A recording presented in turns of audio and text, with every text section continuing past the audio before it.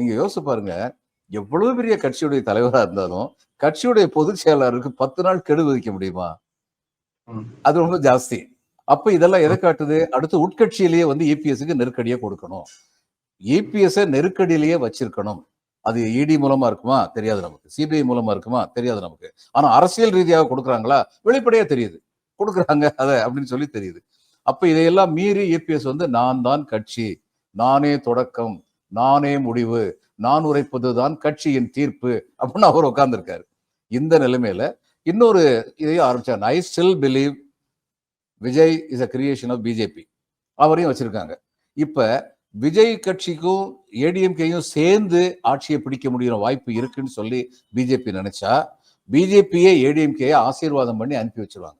வெளியில வந்து சொல்லுவாங்க, கூக்குரல் இடுவாங்க.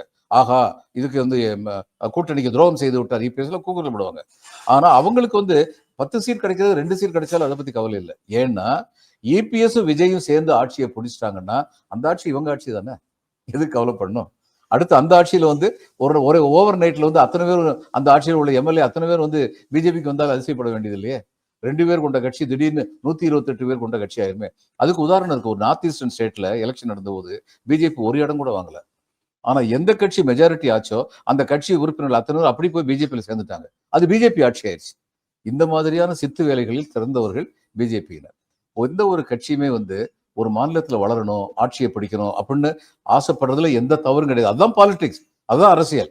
ஆனால் அதுல சில நெறிமுறைகளை காப்பாற்ற வேண்டும், கடைபிடிக்க வேண்டும். பிஜேபிக்கு நெறிமுறையை பத்தி கவலையே கிடையாது.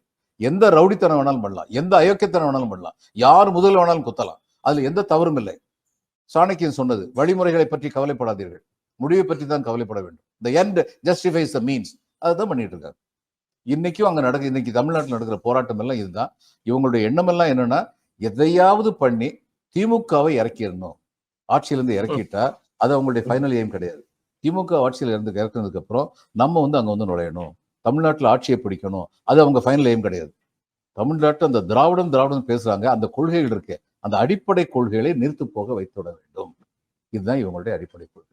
இதுக்காகத்தான் இவ்வளவு நடக்குது.